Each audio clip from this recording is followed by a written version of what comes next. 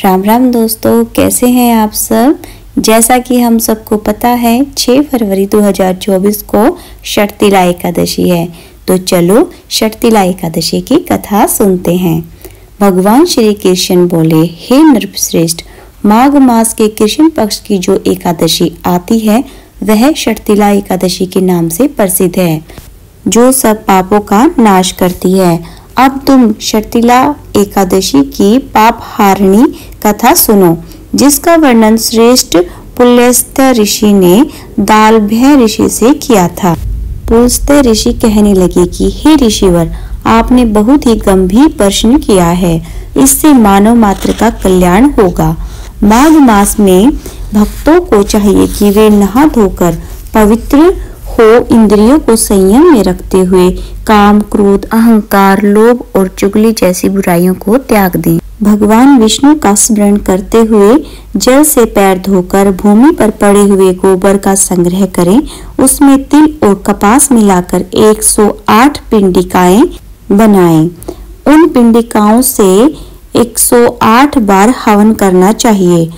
फिर माघ में जब आद्रा या मूल नक्षत्र आए तब कृष्ण पक्ष की एकादशी करने के लिए नियम ग्रहण करें।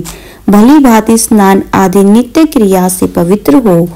शुद्ध भाव से श्री विष्णु की पूजा करके व्रत को धारण करें।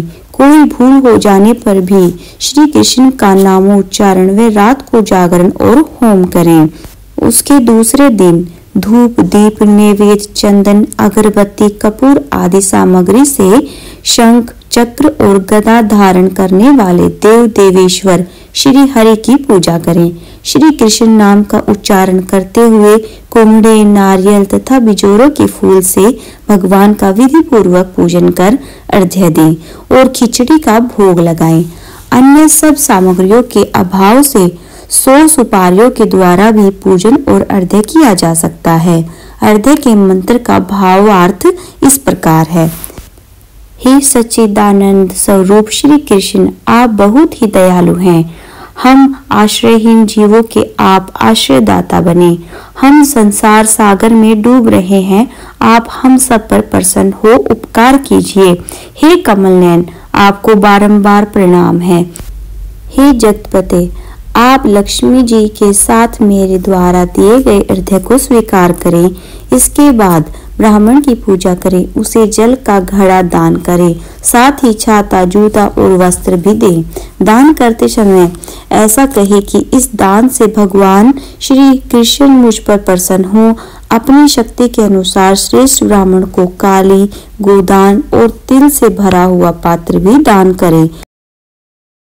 उन तिलों के बोने पर उनसे जितनी शाखाएं पैदा हो सकती हैं, उतने ही 1000 वर्ष तक स्वर्गलोक में वास करता है। तिल के 6 प्रयोग और तिल का दान इस प्रकार है। तिल से स्नान करें, तिल का उपटन लगाएं, तिल से हवन करें, तिल मिला हुआ जल पिए, तिल का दान करें और तिल को भोजन के काम में लें। इस प्रकार 6 कामों में तिल का उपयोग करने से यह एकादशी षटतिला एकादशी कहलाती है। इस प्रकार तिल दान अनेक प्रकार के पापों का विनाश करने में सहायक है। यह कहकर पुलस्त्य ऋषि बोले, अब मैं षटतिला एकादशी की कथा कहता हूँ। एक समय ऐसा ही प्रश्न नारद जी ने भगवान विष्णु से किया था।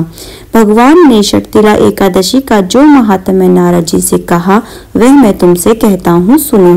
प्राचीन काल में मृत्युलोक में एक ब्राह्मणी रहती थी। वह सदैव व्रत उपवास किया करती थी। इससे उसका शरीर अत्यंत दुर्बल हो गया था। यद्यपि वह धर्म व्रती वाली थी, तथापि उसने कभी देवताओं या ब्राह्मणों के निमित्त अन्न या धन का दान नहीं किया था। यह जानकर प्रभु के मन में विचार आया कि ब्राह्मणी ने व्रत आदि से अपना शरीर तो शुद्ध कर लिया है और इसे विष्णु लोक भी मिल जाएगा, परंतु इससे अन्न दान नहीं हुआ है। अन्न दान के बिना प्राणी को तृप्ति होना कठिन है, उसको तृप्ति नहीं मिल पाएगी। ऐसा सोचकर उसके उद्धार के लिए भगवान स्वयं एक भिखारी बनकर मृत्युलोक में उस ब्राह्मणी के पास गए और उससे भिक्षा मांगी। वह ब्राह्मणी बोली कि महाराज, आप यहाँ किस लिए आए हैं? भगवान बोले, मुझे भिक्षा चाहिए। इस पर उसने एक मिट्टी का ठेला भिक्षा पात्र में डाल दिया। उसे लेकर भगवान स्वर्ग में लौट गए। कुछ समय पश्चात इस ब्राह्मणी ने शरीर त्यागा, स्वर्ग में आ गई। मिट्टी का दान करने से ब्राह्मणी को स्वर्ग में सुंदर महल मिला, परंतु उसका घर अन्न आदि सामग्रियों से शून्य रहा। वह ब्राह्मणी घबरा कर भगवान के पास आई और कहने लगी कि हे भगवान, मैंने अनेकों व्रत आदि से आपकी पूजा की, परंतु फिर भी मेरे घर में अन्न आदि नहीं है। इसका क्या कारण है? भगवान ने कहा, तुम अपने घर जाओ, वहां देव स्त्रियां तुम्हें देखने के लिए आएंगी। तुमने उनसे शर्तिला एकादशी का पुण्य और विधि सुन लेना, तब अपने घर के द्वार खोलना। भगवान के वचन सुनकर वह अपने घर गई।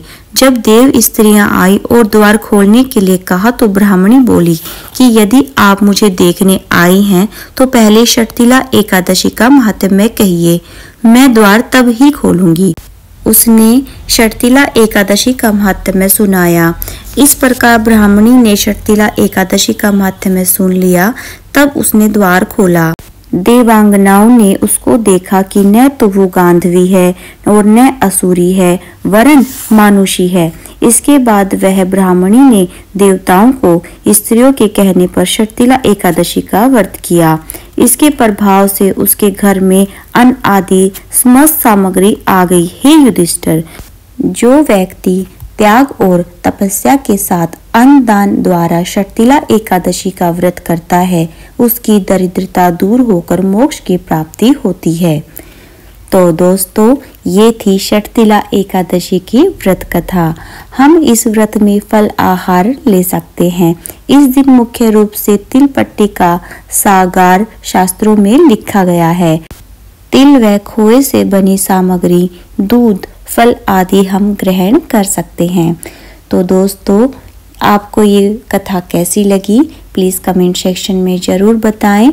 अगर अच्छी लगी है तो इसे लाइक करें और मैं ऐसे ही वीडियोस लाती रहती हूँ, जिन्हें सुनने के लिए मेरा चैनल सब्सक्राइब करें और बेल आइकन भी प्रेस कर दें।